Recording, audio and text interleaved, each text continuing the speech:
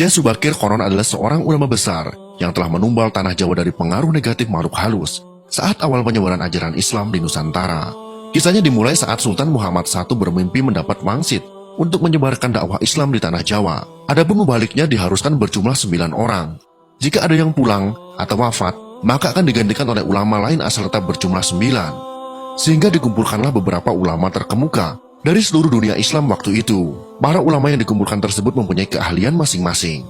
Ada yang ahli tata negara, berdakwah, pengobatan, tumbal atau ruqyah, dan lain sebagainya.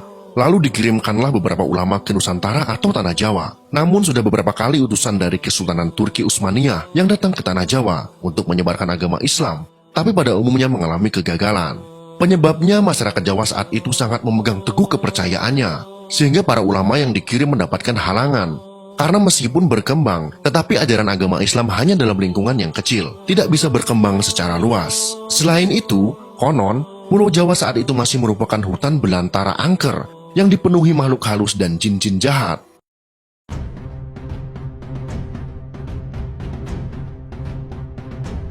Lalu diutuslah Syekh Subakir, ulama asal Persia yang ahli dalam meruqyah, ekologi, meteorologi, dan geofisika ke Tanah Jawa. Beliau diutus secara khusus menangani masalah-masalah gaib dan spiritual yang dinilai telah menjadi penghalang diterimanya Islam oleh masyarakat Jawa ketika itu. Berdasarkan babat Tanah Jawa, setelah sampai ke Nusantara, Syekh Subakir yang menguasai ilmu gaib dan dapat menerawang makhluk halus mengetahui penyebab utama kegagalan para ulama pendahulu dalam menyebarkan ajaran Islam, karena dihalangi para jin dan dedemit penunggu Tanah Jawa.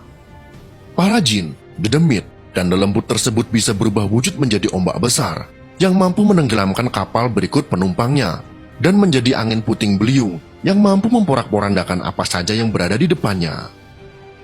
Selain itu, para jin kafir dan bangsa lelembut tersebut juga bisa berubah wujud menjadi hewan buas yang mencelakakan para ulama pendahulu tersebut.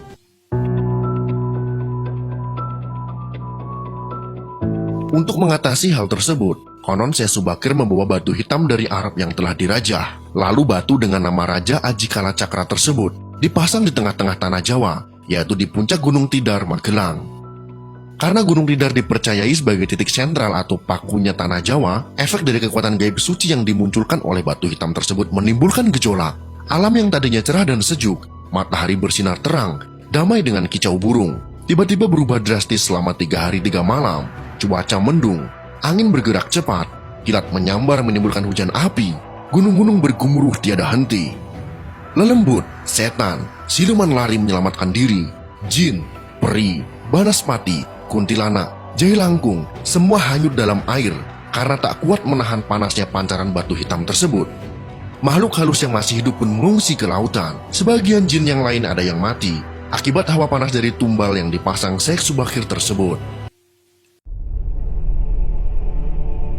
Melihat hal itu, konon sabda Palon Raja Bangsa Jin yang telah 9.000 tahun bersemayam di puncak Gunung Tidar terusik dan keluar mencari penyebab timbulnya hawa panas bagi bangsa jin dan lelembut tersebut. Sabda Palon lalu berhadapan dengan Syekh Subakir.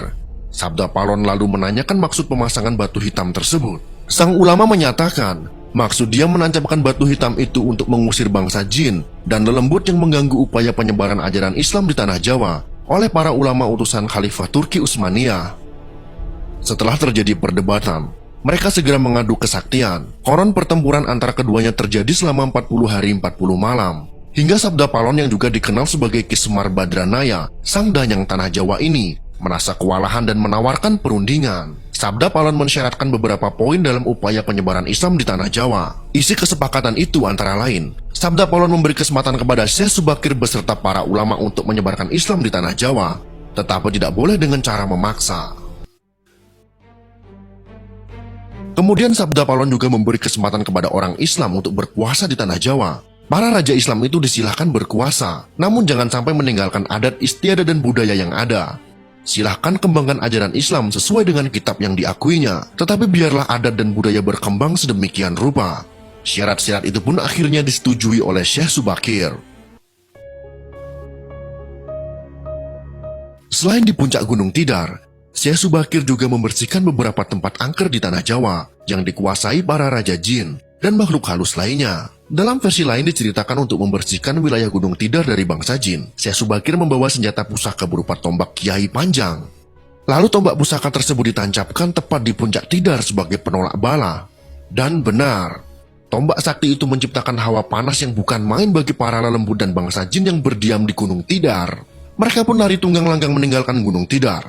Sebagian pengikut Sabda Palon dari bangsa jin melarikan diri ke timur, dan konon hingga sekarang menempati daerah Gunung Merapi yang masih dipercaya sebagian masyarakat sebagai wilayah yang angker.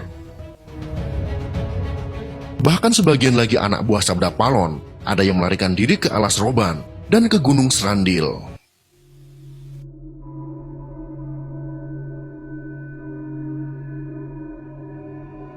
Tombak itu sekarang masih dijaga oleh masyarakat dan ditempatkan di puncak Gunung Tidar dengan nama makam Tombak Kiai Panjang. Dengan adanya tombak sakti itu, maka amanlah Gunung Tidar dari kekuasaan para jin dan makhluk halus. Karena keberhasilannya menumbal tanah Jawa, lalu penyebaran Islam oleh Wali Songo periode pertama menjadi lancar. Nama Syekh Subakir lalu menjadi sangat terkenal dan dikagumi di kalangan para pendekar, penganut ilmu gaib dan kanuragan, bangsawan, serta masyarakat di tanah Jawa ketika itu, sehingga mereka terkesan mendewakan sang ulama asal Persia tersebut.